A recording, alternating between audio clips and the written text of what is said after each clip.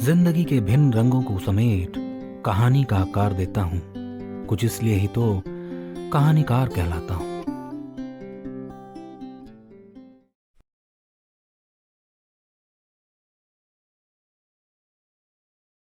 हमारी कहानियां सुनते रहने के लिए हमारा चैनल सब्सक्राइब करना और बेल आइकन दबाना ना भूलें। कहानियों के घर में आपका स्वागत है। मैं हूं कहानीकार सुधांशु राय और सुना रहा हूं एक अलग कहानी जिसका नाम है दिवाली मैजिक। दिवाली दस्तक दे चुकी थी।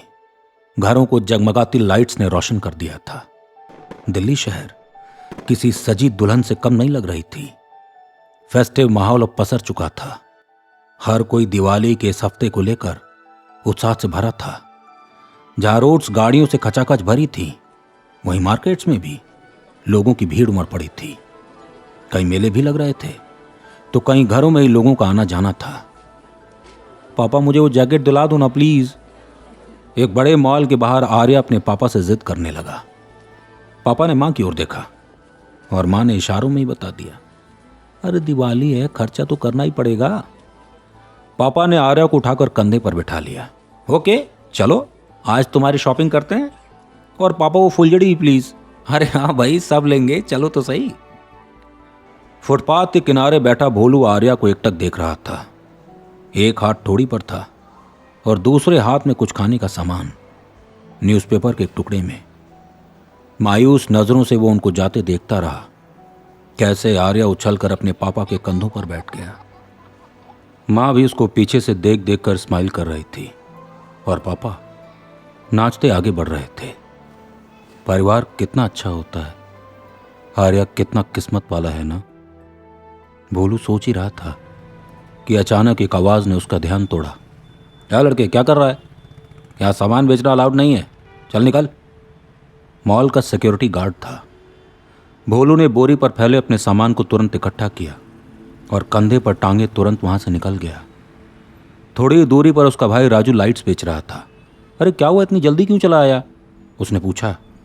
अरे वो भगा दिया, मैं कह ही रहा था मॉल के सामने बैठने नहीं देंगे, बड़े लोग आते हैं वहाँ। भोलू का उदास चेहरा राजू ने पढ़ लिया। तो रो क्यों रहा है? ऐसा पहली बार तो हुआ नहीं है कि किसी ने भगाया है। राजू उसके करीब आ गया। कुछ नहीं, मैं जा रहा हूँ, रात को मिलते हैं। झुंझलाता भोलू वहाँ से चला गया। राजू को पता था कुछ तो हुआ है, लेकिन खाने की व्यवस्था भी तो करनी थी।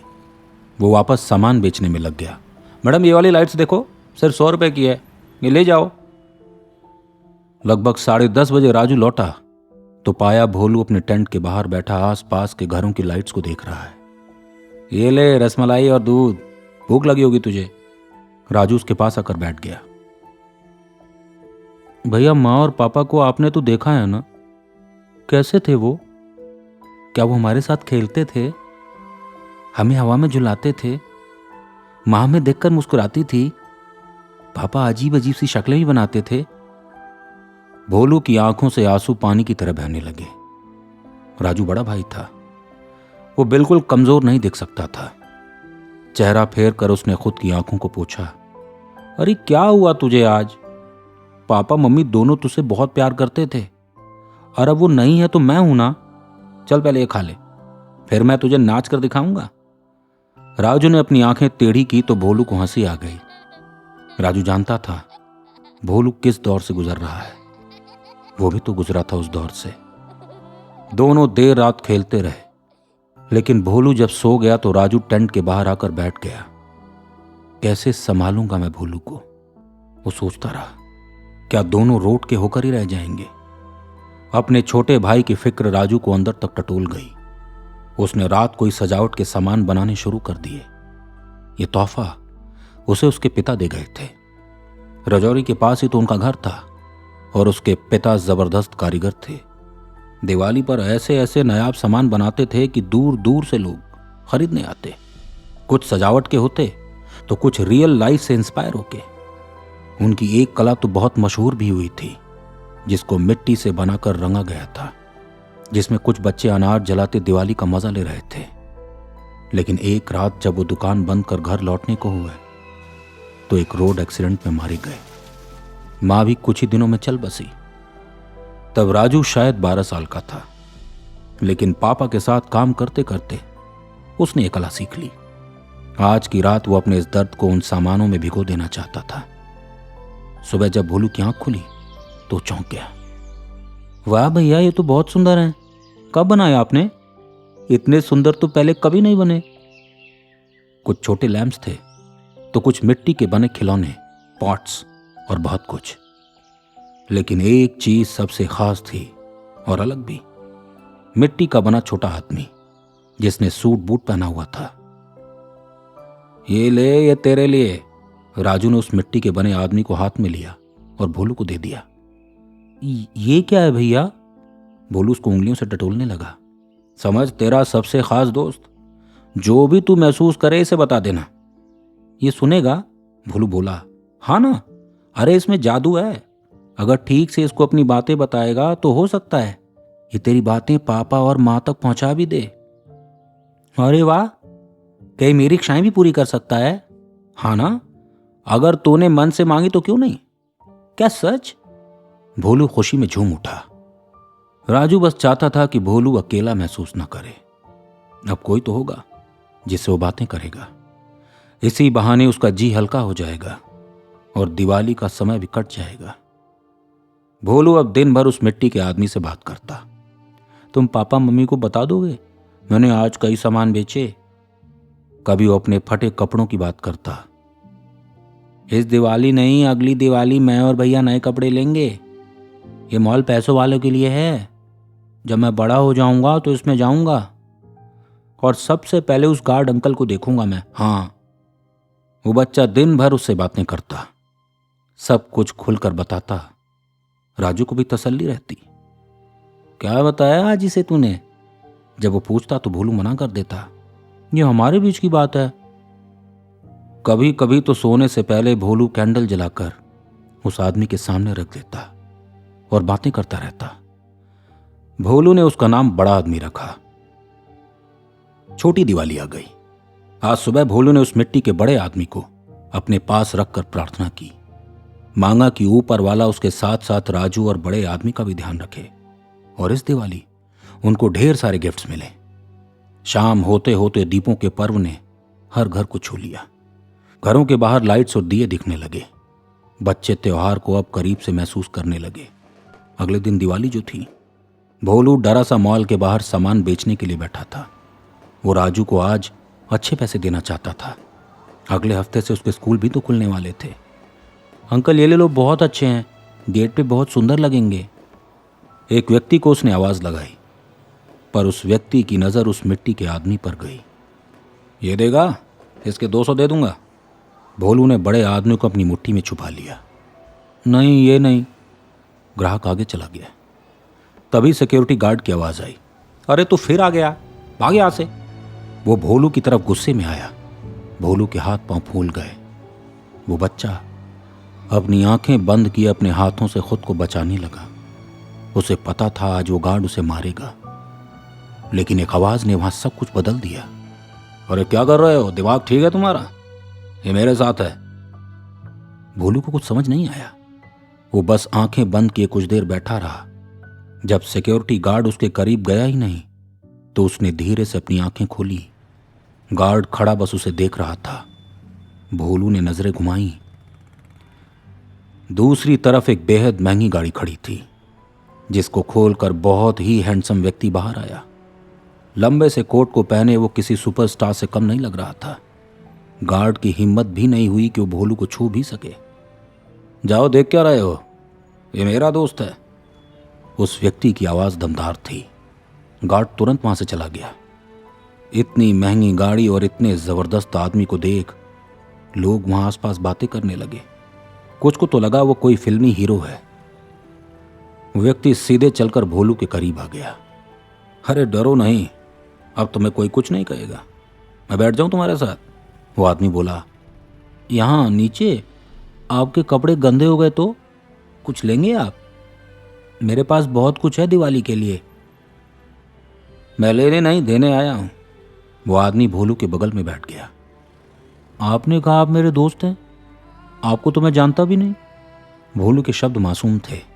अरे मैं जानता हूं ना तुम्हें। वैसे मेरा नाम अक्ष है। चलो आज मॉल में चलते हैं। मॉल? नहीं नहीं, वहां तो बड़े लोग जाते हैं।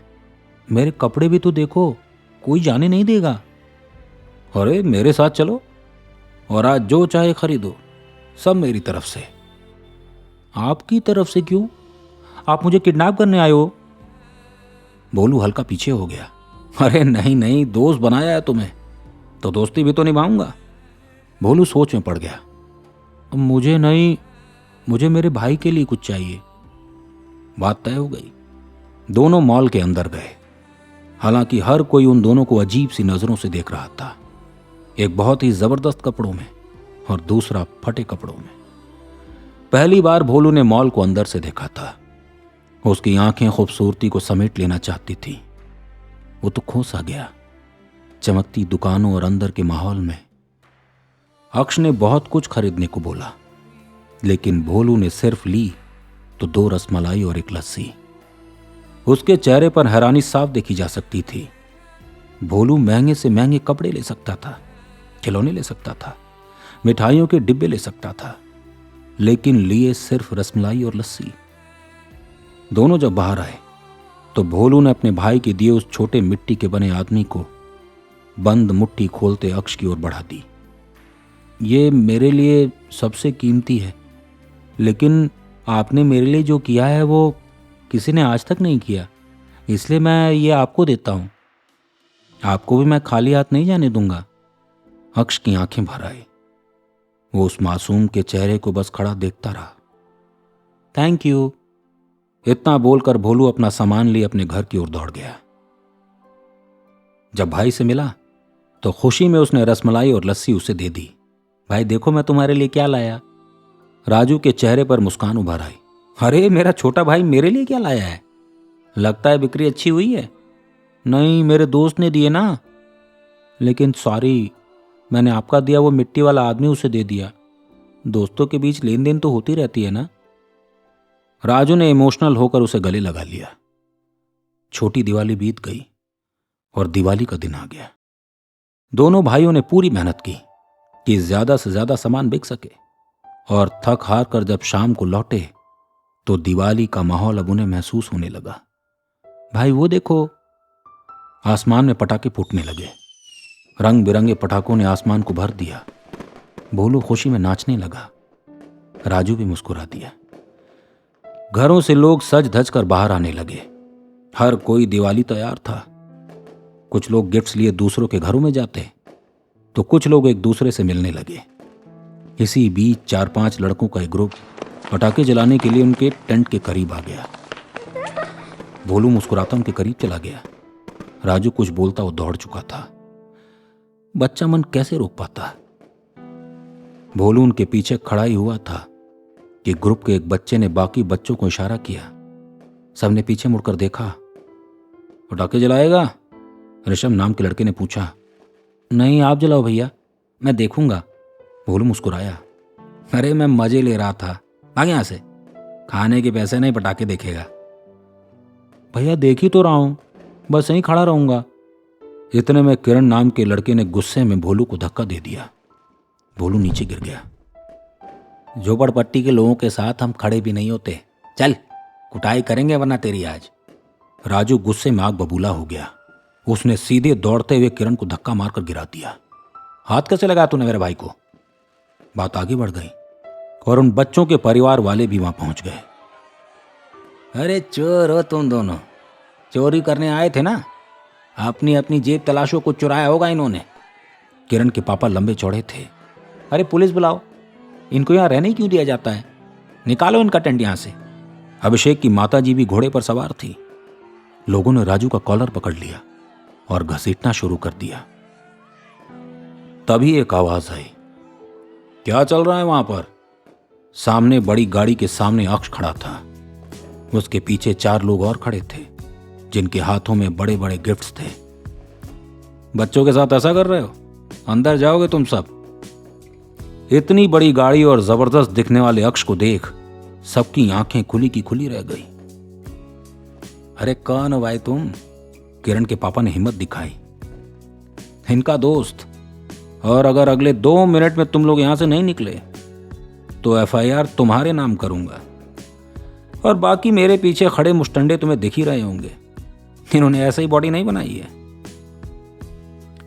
सब बड़बड़ाते वहां से निकल गए।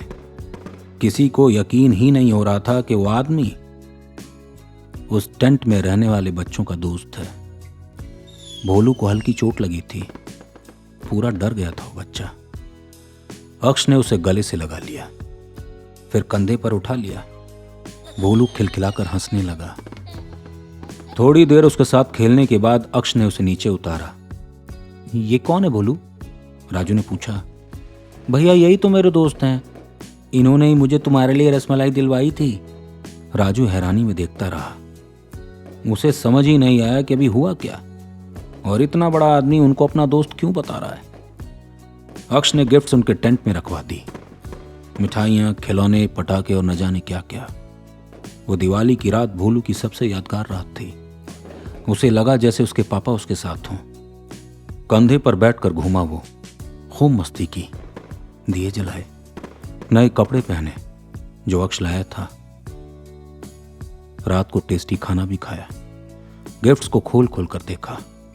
जब रात गहराई तो भोलू थक हार कर नींद में जाने लगा। उसने पूछा, दोस्त तुम्हें पापा ने भेजा है ना? अक्ष कुछ बोल नहीं पाया, बस भोलू को देखता रहा। आंखें भीग गई उसकी। राजू भी अक्ष को देखता रहा। जब भोलू सो गया तो उसे धीरे से नीचे रखकर अक्ष जाने लगा। राजू भी टेंट से बाहर आ गया। सच बताओ, आप कौन हो? आपने हमें अपना दोस्त क्यों बनाया? हम तो आपके लायक भी नहीं। अक्ष मुड़ा। दिवाली है दोस्त, इसे दिवाली मैजिक समझो।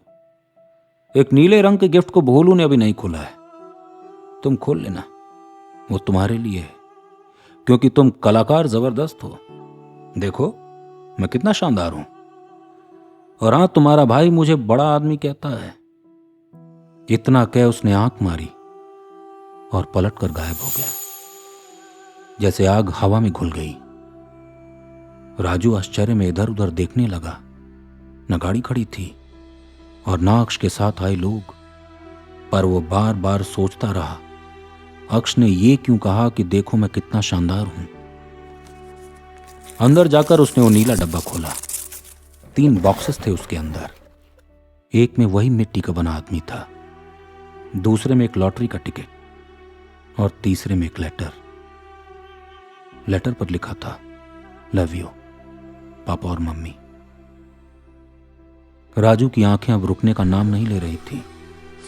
वो सुबक सुबक कर रोता रहा, अपने माँ बाप की तस्वीर को देखता रहा।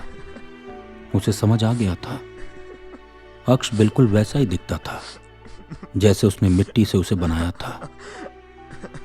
उसका बनाया हुआ ही सच में इस दुनिया में आ गया। क्या मैजिक था? राजू के छोटे भाई ने उसे बड़ा आदमी का नाम दिया। राजू ने ही तो भोलू को कहा था कि वो जो उस मिट्टी के आदमी से बोलेगा वो माँ और पापा तक पहुंचा देगा। तो क्या अक्ष के सहारे वो उन दोनों से मिलने आए थे? दिवाली की उस रात ने वो मैजिक किया कि भोलू और राजू की किस्मत बदल गई। लॉटरी की टिकट लग गई और राजू को 5 करोड़ मिले। उसके बाद वो अक्ष को हर दिवाली याद करते, उससे हमेशा बातें करते, बताते कि वो क्या महसूस कर रहे हैं, सोचते कि वो आएगा। पर उस दिवाली की रात के बाद वो फिर कभी नहीं आया। क्या पता वो किसी मौके के इंतजार में हो, जब भोलू और राजू को उसकी जरूरत हो और हीरो की तरह एंट्री मारकर वो उन्हें बचा ले और दिवाली मैजिक फिर से दोहराते। इसी के साथ मैं इस कहानी और अपनी वाणी दोनों को विराम देता हूं। आप सभी को दीपावली की शुभकामनाएं। आशा करता हूं कि दिवाली का ये मैजिक आपके जीवन में भी खुशियां भर दे। मिलेंगे अगले हफ्ते एक नई कहानी के साथ। याद रहे, हाई पॉइंट्स देना न भूलें। मित्रों, ड्रीमर्स के नाम से हमने एक स्टोरी टेलिंग सीरीज की शुरुआत करी है, जिसमें हम ऐसे लोगों की कहानी लेकर सामने आ रहे हैं जिन्होंने कुछ ऐसा किया जो असाधारण था। पहले एपिसोड में हमने मुकेश खन्ना की कहानी सुनाई, दूसरे में लेजेंडरी बॉक्सर मनदीप जांगड़ा की। आप ये दोनों एपिसोड्स जरूर देखें और मुझे बताएं कि उनसे आपको क्या सीखने को मिला।